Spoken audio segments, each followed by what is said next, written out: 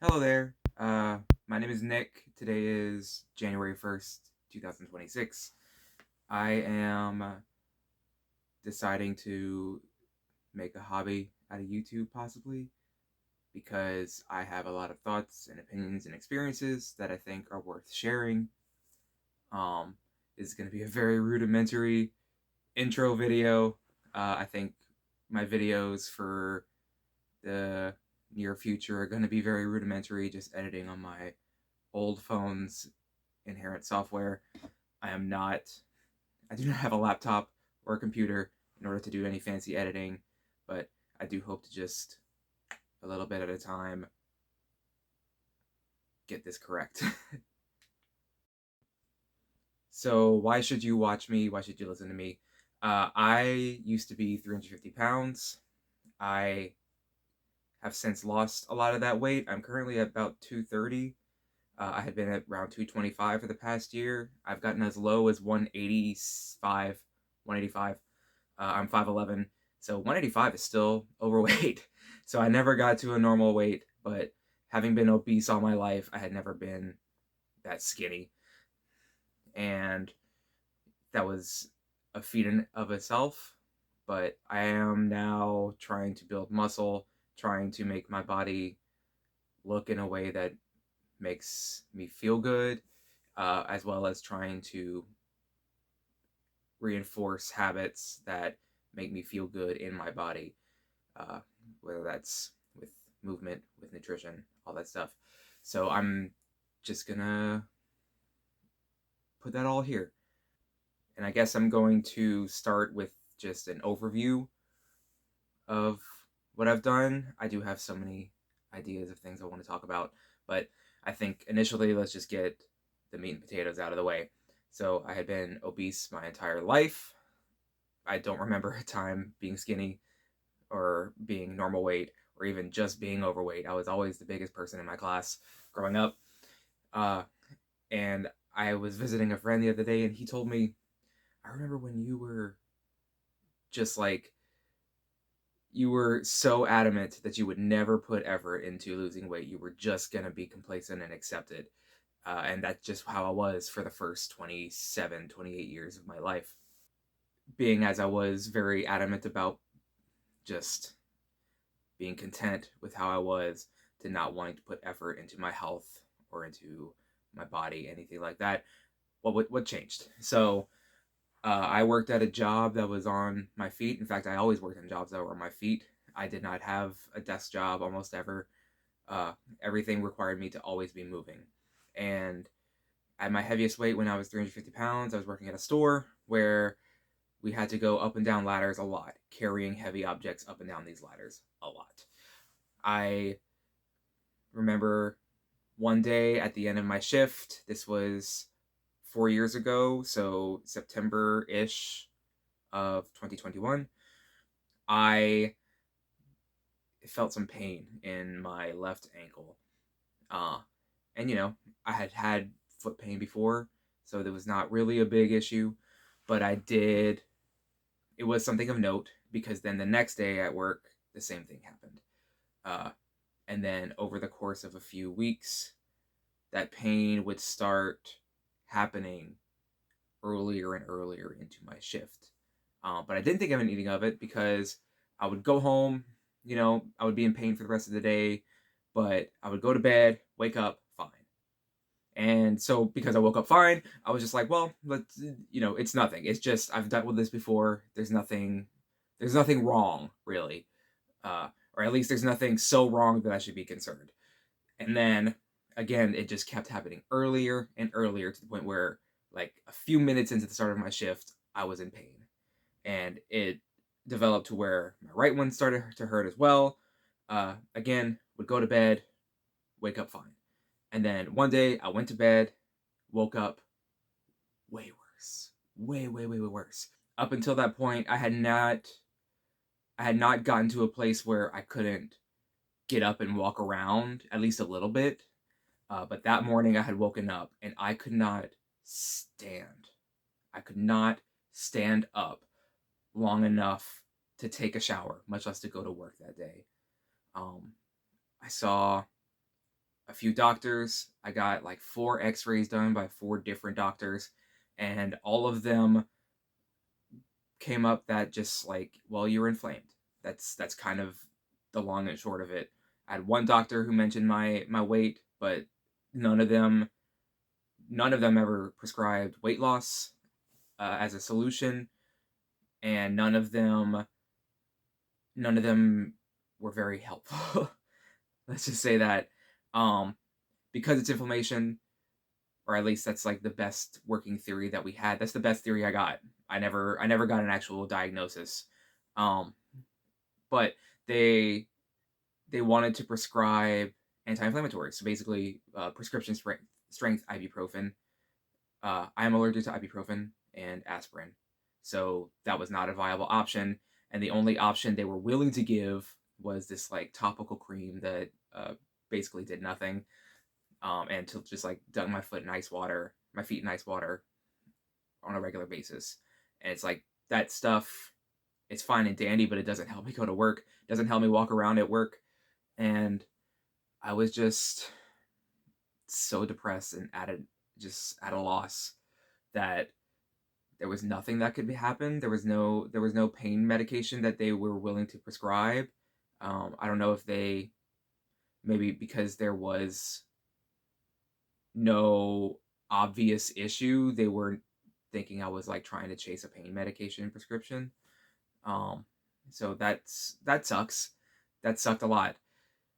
Uh, and then one of them sent me to physical therapy. So I started physical therapy, and it just wasn't getting better. So I made the decision myself to try to diet. And that was probably the first time I've ever made a big decision like that stuck. Uh, I decided, and I mean, I went whole hog on the things I made decisions about in regards to my diet at that point. This was now October 22nd of 2021, because I think that date is very important. It's the last time I weighed 350 pounds. I told my mom, I was like, I'm just going to stop eating sugar. Uh, and not just sugar, but also anything sweet that was made of fake sugar as well. So I would not drink soda or drink diet soda. I would not eat candy or Little Debbie, my best friend Little Debbie. I would have to deny her. And anything that was a sugar-free version of those kinds of snacks, or those kinds of candies. I even, like, I love barbecue sauce. I always dip everything in barbecue sauce, and I found a version of barbecue sauce that didn't have sugar added. It was sweetened with sucralose, but it's like that's the little bit that I let myself have. Um, and I got really good at reading labels and looking at the added sugars. That was sort of my first step into reading nutrition labels and understanding what was listed there.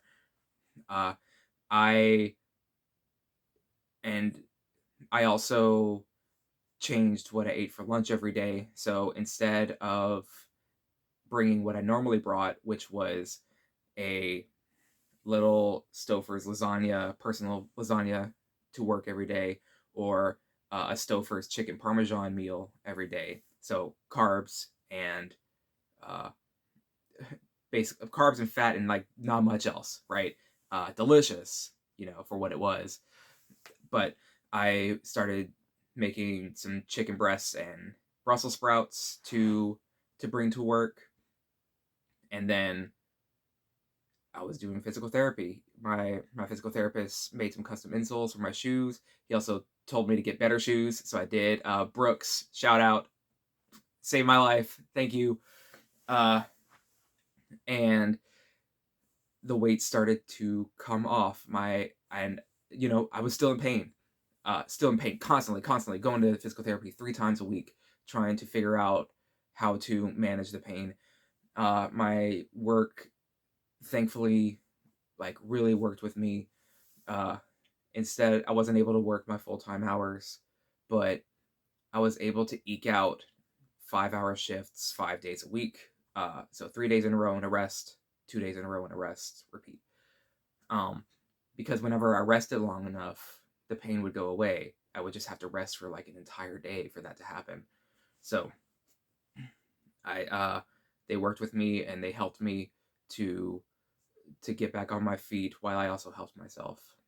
So I'm very thankful, very grateful for that. And so people generally usually want to know, like, that's so hard. You didn't need anything sweet, and that's true. I did not eat anything sweet besides fruit, or besides like a little bit of barbecue sauce, which I would measure the barbecue sauce. That's when I started getting into weighing and measuring things correctly. Um, and I didn't eat anything sweet for, I want to say, a year and a half. Uh, I know it was at least 14 months because in those 14 months, I lost 140 pounds. I went all the way down to 210, and that's when the weight loss started to stagnate. And again, this is just like that. Measuring barbecue sauce was kind of all I did, and like measuring my salad dressing, like those were kind of the two things that like I was measuring, but I was sort of just eating whatever I want, just trying to make better choices. And uh, the weight started to come off because obviously I was in a calorie deficit. I didn't know what the deficit was. I wasn't tracking it, but like the weight just started coming off. And then when I got to about 210, that's when it started to stagnate. And I spent maybe 2.5, 3 months at 210, just like frustrated that it wasn't going down, because at 210, I'm still like at the top end of overweight, almost obese. And at this point, whenever I got to 210, um, I want to say for about 6 months at that point, I had been not pain free. I am still in pain constantly. I'm still at like a 1 or a 2, and I still get to points where it can go up to like a 4, 5, or a 6. But it's very much more manageable now, and from that point it had been more manageable. So like maybe 6 months after I started physical therapy, I graduated physical therapy. They thought I deemed myself. They deemed myself. They deemed me. They deemed me to be able to handle my own pain and to manage myself. So yeah, I got to a point where like I was able to walk again. I was able to work full time again. I was able to work to try to sustain myself. Uh, and so then when the weight loss stagnated, I was at that point I had proved to myself that I was very determined to do what I had to do to reach the goals I needed to reach. Um, at first, the goal was just to not have to not give in to my pain, and to not be complacent anymore, to not allow myself to be like, well, this is what it is. I just can't walk anymore, so now I have to find an office job, or I have to find some kind of work from home job. I have to try to find a way to to live with this without changing anything, or without changing myself, I should say. And so at 210, I was like, no, I can do what I need to do to be the best self that I can be. So that's when I started tracking food. I started realizing, you know, not just the importance of protein, but also the importance of just overall calories. And so I was deep into MyFitnessPal, figuring out like I was making recipes and logging them to MyFitnessPal and then dividing them up into portions. Like I made a lasagna with these like lentil lasagna sheets that are like they're high protein, like yeah, they're carbs, but I was able to make this whole thing, figure out the calories, chop it up into pieces and freeze them. So like basically doing what I did before, just actually tracking them, actually trying to make better choices. Uh, and it it it was like a really great transition to know that I can do something that difficult and to do something that disciplined. Uh, and yeah, I just can't believe that I never thought I would be that person. Never. Again, my friend told me that that I've always said I never would be that person. I would never put the effort. And it's nice to be a person who puts effort in, and uh, it's a good reward to see the results of that. So then I got to 185. I promise this is this is near the end of the story. I got to 185 later, after the 14 months and then like the few months of stagnation. I got to about 185 in summer of 2023. Um, my very skinniest, and I do not think I could have made it the extra 7 pounds to 178, which is the very top end of normal weight for my height.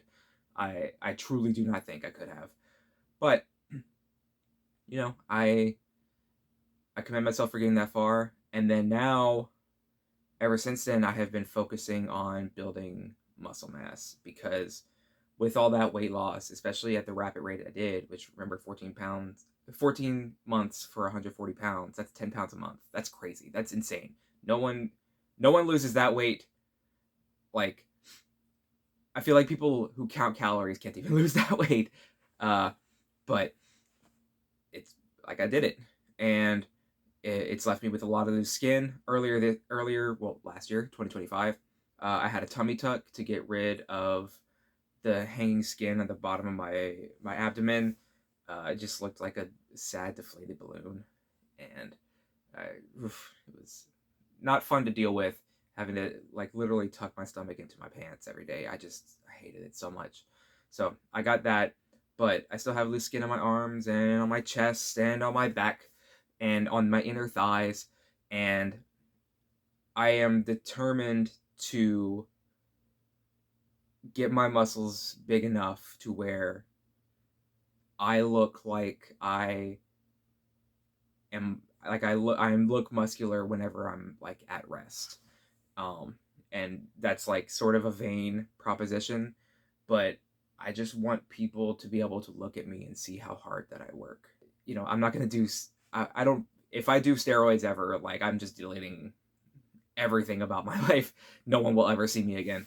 But uh I do think I can achieve a certain level of muscularity, achieve a certain level of fitness that makes me happy to put in the effort and to deal with all the BS that comes with it, the body dysmorphia, the issues with food. Um, so we can get into the issues in food in a future video. It's a challenge every day to not become my old self, because the thing is, like, my old self was complacent, and when things are tough, it's you really want to be complacent. You want to give in to the part of yourself that that doesn't put in effort, and every habit associated with that part of yourself will come back to the surface. So don't think I'm a perfect person. Obviously I'm not. But I just think that it's more inspirational for an imperfect person to tell you how they overcome their challenges and how they still struggle and how they still falter, and yet they still get back up. They still go. And I want to be that person for people. So please let me be that person for you. So thank you for watching. Subscribe if you want, like if you want, comment if you want. I do not have any kind of cadence that I'm going to be going through with this, any kind of upload schedule or anything like that, because this is just becoming a hobby. I also am not looking to really monetize, because I live in New York City. I curse a fucking lot, and I do not care that I do. And I also will be talking about things that apparently YouTube doesn't like anymore. I will probably be talking about my issues with food in regards to binge eating or food noise or anything like that. I might even talk about the depression episodes that I've had. I do not know exactly what I'm going to do, but I do know that it's probably not for everyone, and that's okay. Not everything is for everyone, but I do hope that if you want to hear that you'll join me next time. Thank you so much. Bye bye.